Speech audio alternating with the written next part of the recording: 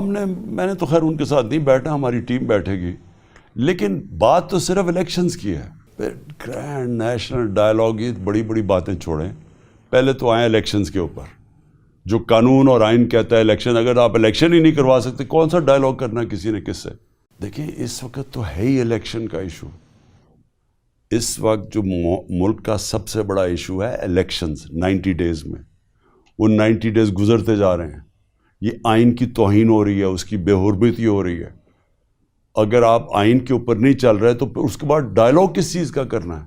نہیں وہ تو چھوڑے نا. اگر ایک دفعہ ابھی تو امیجیٹ چیز ہے کہ 90 دن میں ہوں گے یا نہیں ہوں گے، آئین جو کہتا ہے. تو اگر یہ نہیں ہوں گے تو پھر اگر ادھر سے نکل جاتے ہیں تو پھر اکتوبر بھی کیوں ہوں، پھر آپ کہیں گے اگلے سال بھی کیوں ہوں. پھر تو جو طاقتور فیصلہ کرے گا تبھی الیکشن ہوگا. خان صاحب، پی ڈی ایم نے کہا ہے کہ وہ سپریم کورٹ کے 3 رکنی بینچ کا فیصلہ نہیں مانیں گے، اس پر آپ کیا کہتے ہیں؟ دیکھیں سپریم کورٹ کا فیصلہ نہ ماننے کا مطلب پاکستان میں آئین اور قانون ختم ہو گیا. اس کا مطلب جنگل کا قانون آ گیا. اس کا مطلب کہ آپ فیصلہ کریں گے کہ کون سے سپریم کورٹ کا فیصلہ میں نے ماننا یا میں نے نہیں ماننا. اگر سو موٹو میرے حق پہ ہوئی تھی ہماری، جب انہوں نے ہمارے خلاف کیا تھا اسی سپریم کورٹ نے، میں نے تو الیکشنز اناؤنس کروا دیے تھے، سپریم کورٹ نے ہمارے خلاف فیصلہ دے دیا اور انہوں نے الیکشن کر کے مسترد کر کے شہباز شریف کو بنا دیا.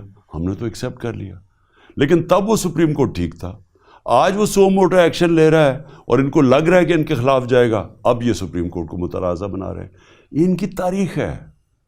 سجاد علی شاہ کے کورٹ پہ اٹیک کیا، اس نے کنٹیمپٹ لگا دیا، عدالت میں اٹیک کر دیا، پھر وہ رشوت دے کے ججز خرید لیے.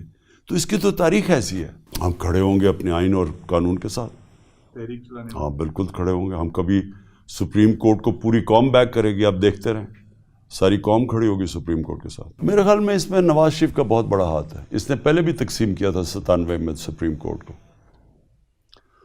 اپنے مفادات کے لیے اس نے سپریم کورٹ کو تقسیم کیا تھا، اور ابھی بھی انہوں نے 100% اس کے پیچھے اسٹیٹمنٹس دے رہا ہے. اس کی بیٹی ججز کے خلاف اسٹیٹمنٹس دے رہی ہے. وہ نہیں، وہ ہیں کون فیصلہ نہ ماننے کے لیے؟ آپ کی حیثیت کیا ہے؟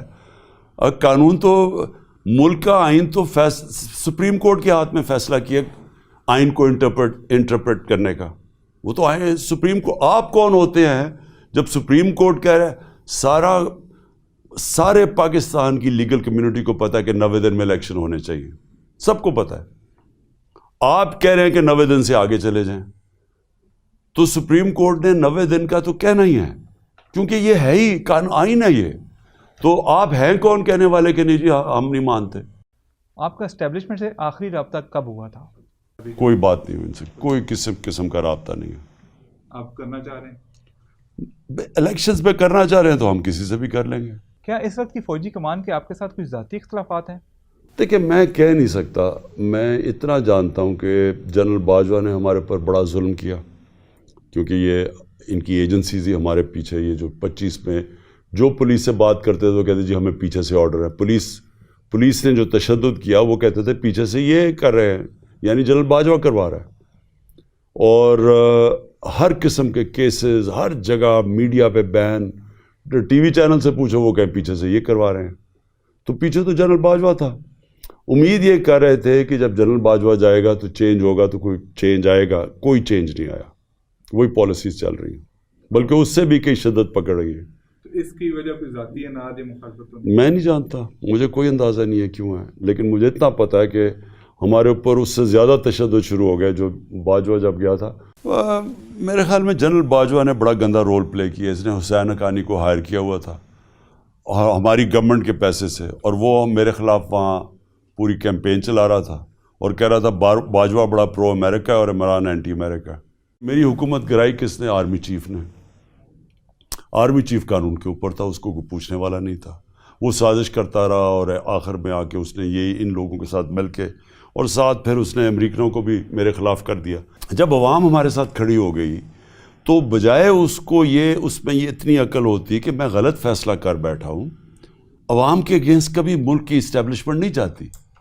وہ جا کے ہمارے خلاف ہو کے اور ان کے ساتھ کھڑا ہو گیا جن کی وجہ سے عوام ہمارے ساتھ آئی تھی. یعنی یہ جو اوپر جرائم پیشہ لوگ آ کے بیٹھ کے ہیں، جن کے اوپر 1100 ارب روپے کے کرپشن کیسز تھے، جب وہ ان کے ساتھ کھڑا ہوا تو قوم بھی اور فاصلہ ہو گیا ادارے میں اور قوم کے اندر بھی. میرے خیال میں ہمیں انہوں نے سیٹیں ہماری کم کروائی تھیں اور ان سیٹوں سے ہمیں کنٹرول کرنے کے لیے انہوں نے ہماری سیٹیں کم کروائی تھیں. میں 2018 کی بات کر رہا ہوں.